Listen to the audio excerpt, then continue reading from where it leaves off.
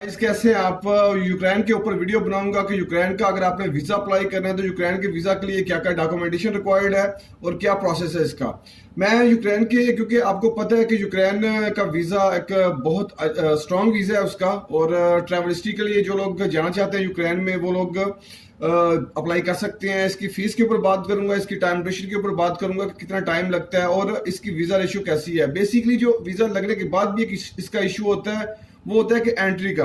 अगर आपका वीजा लग गया तो बाद में एंट्री के टाइम जब आप यूक्रेन में जाते हैं तो वहां पे मोस्टली लोग डिपोर्ट हो जाते हैं। उसकी भी कुछ रीजंस होती हैं, वो कुछ लोग क्या किन चीज़ों का ख्याल ही रखते हैं तो उस वजह से उनकी डेपोटेशन वहां से हो जाती है, एयरपोर्ट से एंट्री डिनाइड हो जाती है जिसको बोलते हैं। सबसे पहले बात करते हैं कि यूक्रेन के वीजे के लिए जो डॉक्यूमेंटेशन रिक्वायर्ड है। अगर आप पाकिस्तानी हैं या इंडियंस हैं, इंडियंस की वीजा रेशियो अच्छी है ज़्यादा पाकिस्तानी की निस्बत। अगर आप पाकिस्तानी हैं या बांग्लादेशी हैं और आपने वीज़ा अप्लाई करना है यूक्रेन का, अगर आप यूएई से अप्लाई कर रहे हैं तो इसके लिए, इवन अगर आप पाकिस्तान से अप्लाई कर रहे हैं, यूएई से अगर आप अप्लाई कर रहे हैं तो इसके लिए जो डॉक्यूमेंटेशन है वो क्या, इसके लिए जो सबसे मेन चीज़ है वो इनविटेशन। इनविटेशन ये है कि आपको इनविटेशन मंगवाना है आपने वहां से, यूक्रेन से। बेसिकली होता क्या है कि कुछ लोग यूक्रेन का इनविटेशन नहीं अटैच करते, साथ में क्या करते हैं कुछ, या तो खुद वो अपना पेड होटल वाउचर साथ में अटैच कर देते हैं। पेड होटल वाउचर कंफर्मेशन वो एक डिफरेंट चीज है, और एक इनविटेशन टूरिज्म एजेंसी से टूरिस्ट वाउचर जिसके साथ अटैच हो वो एक सेपरेट चीज होती है।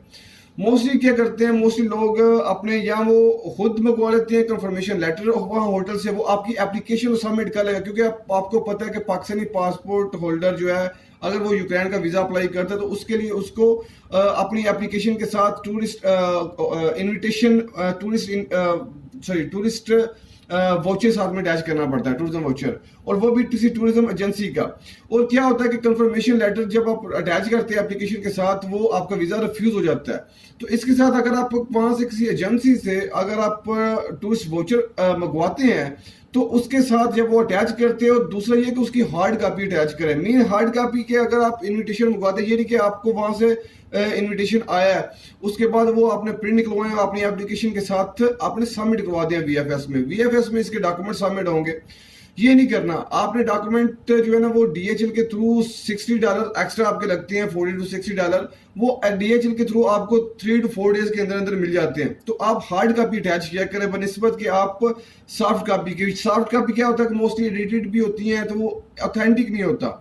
जो हार्ड कॉपी होती है डीएचएल के थ्रू वहां से आती है, उसके ऊपर ओरिजिनल स्टैंप और साइन लगी होती है, वो एक करामा चीज होती है, और उसके ऊपर वीजा तकरीबन 90 to 100% चांसेस होते हैं वीजा लगने के। जो इसके इनविटेशन की जो फीस है वो इनविटेशन आपका आ जाएगा, अगर आप मंगवाते हैं तो $200 $250 तक मुख्तलिफ एजेंसीज हैं जो प्रोवाइड करती हैं। लेकिन आप देखें कि कौन सी ऑथोराइज्ड एजेंसी है, टूरिज्म एजेंसी है, वो अगर उसका इनविटेशन आप मंगवाते हैं तो उसके इनविटेशन के ऊपर आपका वीजा लगने के चांसेस ज्यादा हो जाएंगे। जी ये तो बात हो गई। और इसके बाद एप्लीकेशन आपने रेडी करनी है। एप्लीकेशन में वही डॉक्यूमेंट है, डॉक्यूमेंट्स आपने कौन कौन से इसमें लगाने हैं, आपके पासपोर्ट की copy, visa copy, ID card की कॉपी, उसके अलावा टूरिस्ट वाउचर और फ्लाइट रिजर्वेशन। उसके अलावा अभी ये टूरिस्ट वाउचर में कौन सी चीजें होंगी, टूरिस्ट वाउचर में 5-7 चीजें होंगी, और ये चीजें जो है वो इसमें कोविड इंश्योरेंस होगी, ट्रैवल इंश्योरेंस होगी, होटल की कंफर्मेशन लेटर होगा जो वहां से टूरिज्म एजेंसी आपको भेज रही है, इनविटेशन टूरिस्ट वाउचर भेज रही है, उसके साथ उसके लाइसेंस की कॉपीज होंगी। तो ये सारी चीजें होंगी। तो उसके बाद एक कॉपी वो आपने खुद रखनी है, उसकी जब आएगी एक कॉपी आपने खुद रखनी है, बाकी जो ओरिजिनल कॉपी है वो आपने सबमिट करवा देनी है अपनी एप्लीकेशन के साथ। और जब आपका वीजा लग जाएगा इसके साथ एक्स्ट्रा टाइज के डॉक्यूमेंट जितने भी आपके लाइसेंस की कॉपी, आपके मुल्की की कॉपी, उसके अलावा प्रॉपर्टी की टेनेंसी कॉन्ट्रैक्ट वगैरह, इलेक्ट्रिसिटी बिल, ये सारी चीजें अटैच करें, ट्रैवल हिस्ट्री की कॉपीज, सारी चीजें अटैच करके तो आपने वीएफएस में सबमिट करवाने हैं।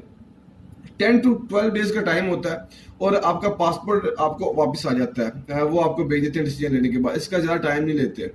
तो देखिए जब आपका वीज़ा लग जाता है तो उसके बाद आपका नेक्स्ट प्रोसेस क्या है। आप जब टिकट लेते हैं तो कीव की टिकट लें। कीव जब जाएंगे आप तो वहाँ पे क्या करना है, जिस टूरिज्म एजेंसी से आपने इन्विटेशन मंगवाया है $50 to $100 तक लगते हैं एक्स्ट्रा।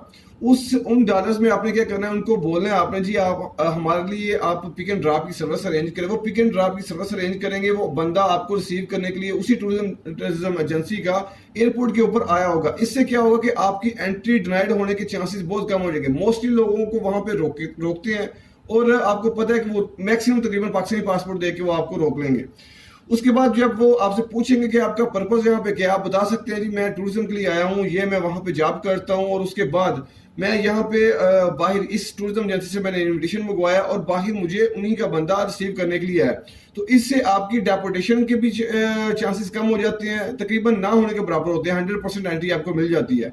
और दूसरा ये है कि आपका वीज़ा भी लग जाता है। ये सारी चीज़ें, क्योंकि ये किसी ऐसी टूरिज्म एजेंसी से आप इनविटेशन मंगवाएं कि जिससे आपका जो है, या किसी फर्ज से मंगवाते हैं तो वो बंदा आपको रिसीव करने के लिए आया हो, और कोशिश किया करें कि इसके लिए हार्ड कापी मंगवाएं। तो आपको पता है यूक्रेन एक स्ट्रॉन्ग कंट्री है, और इसका वीज़ा अगर आप ट्रैवल हिस्ट्री के लिए आप यहाँ पे जाएं तो ट्रैवल हिस्ट्री के लिए बहुत इसका हेल्प करता है। आप कल को आपने शेंगन कंट्रीज का वीज़ा अप्लाई करना है तो उसके लिए आप बड़ी हेल्प करेगा आपको, यूक्रेन का, रशिया, बेलारूस का, क्रोशिया का, बोस्निया का, तुर्की का। तो ये अच्छे कंट्री हैं, यूरोपियन साइड पे आते हैं। और क्योंकि मोस्टली लोगों का रुझान होता है, एक तो एक्सपेंसिव साइड पे कम आता है, मोस्टली लोग क्या करते हैं वो या तो सिंगापुर, थाईलैंड या मलेशिया वगैरह साइड के ऊपर जाते हैं ट्रैवल हिस्ट्री बनाने के लिए। अभी वो टाइम पुराना हो गया, एक तो एक्सपेंसिव है वो एरिया, क्योंकि मोस्टली डेस्टिनेशन लोगों की यूरोप होती है, जाते वो एशियन साइड के ऊपर है। अगर आपने अपने ट्रैवल हिस्ट्री भी बनानी है तो कोशिश किया करें कि आप यूरोपियन साइड की कंट्रीज की ट्रैवल हिस्ट्री बनाएं, कि आपने शेंगन कंट्री का ट्रैवल करना है, या शेंगन के बाद उसके बाद फिर आपने कनाडा या यूएसए के वगैरह का वीज़ा अप्लाई करना है। तो ये यूक्रेन की वीडियो थी। इंशाल्लाह फिर नेक्स्ट वीडियो में मिलते हैं। अल्लाह हाफिज़।